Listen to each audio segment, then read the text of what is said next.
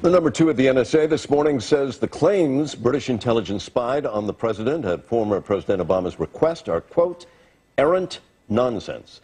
In his interview with the BBC, Rick Leggett says, of course they wouldn't do it. It would be epically stupid. This nonsense all started with this commentary from a Fox News analyst. 3 intelligence sources have informed Fox News that President Obama went outside the chain of command. He used GCHQ. What the heck is GCHQ?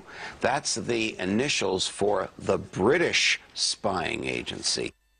So here's the problem. We now know that information came from a discredited former CIA analyst, Larry Johnson. And get this, he first floated the baseless claim on Russia Today, or RT, as they now call it, the television station that the U.S. intelligence community considers a propaganda tool of the Kremlin.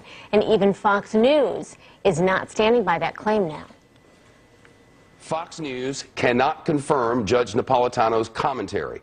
Fox News knows of no evidence of any kind that the now President of the United States was surveilled at any time in any way, full stop. All right, let's talk to CNN senior media correspondent and host of Reliable Sources, Brian Stelter, about this. Good morning to you, Brian. Good morning. All right, so let's play a little bit of sound here. The president addressing this issue during his meeting, of course, with German Chancellor Angela Merkel. Just to remind us all, keep it fresh, here it is. We said nothing.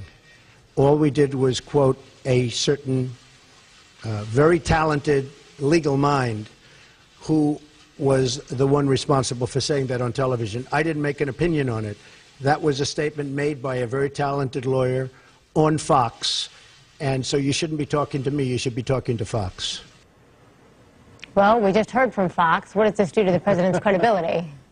Yeah, exactly. You know, Judge Andrew Napolitano, that commentator you showed, he says he stands by his story, and he's pointing over to Larry Johnson as one of his sources. I'm going to have Johnson on Reliable Sources later today. I'll ask him more about this. But you're right. He floated this first on Russia Today, then it trickles to Fox News via Napolitano, then makes it to the White House press briefing room via Sean Spicer, and then all the way to President Trump himself when Trump was asked about it on Friday. This is how a sort of conspiratorial or unsubstantiated idea spreads, sort of through this chain. And I think it is so striking. You see one of the heads of the NSA, one of the deputies of the NSA, now speaking out, calling it crazy, saying it would be, quote, epically stupid for the Brits to actually do this for the Americans, or the Americans to ask the Brits to do it, essentially saying, if you believe this theory, you have no understanding about how intelligence works. I don't know about you, I almost never see NSA deputies interviewed in the first place. Now, this guy you quoted, Charlie Leggett, he's about to retire.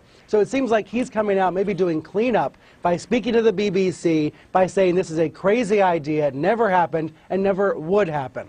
Let's talk about the British spy agency GCHQ here. They responded with this statement. Just want to read it. Recent allegations made by media commentator Judge Andrew Napolitano asked GCHQ being asked to conduct wiretapping against the then-president-elect are nonsense. They are utterly ridiculous and should be ignored. Now, a senior administration official told CNN the National Security Advisor did offer an apology to the British government. White House Press Secretary Sean Spicer denying that.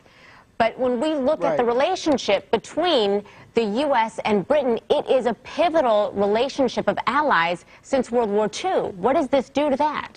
Among other factors, there's an agreement among some of the U.S. top allies not to spy on each other. And this idea of Obama asking the Brits to spy on Trump, that would have violated the agreement. But among many other things, this is an example of the White House trying to find proof of Trump's 2-week-old claim about wiretapping.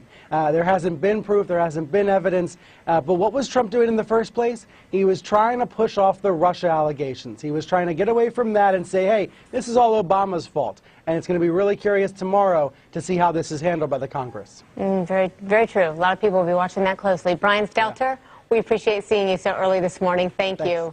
And you know Brian's sticking around today. He just mentioned it. He'll be on Reliable Sources, of course, the host of that show, 11 a.m. Eastern today, right here on CNN, tackling that very issue.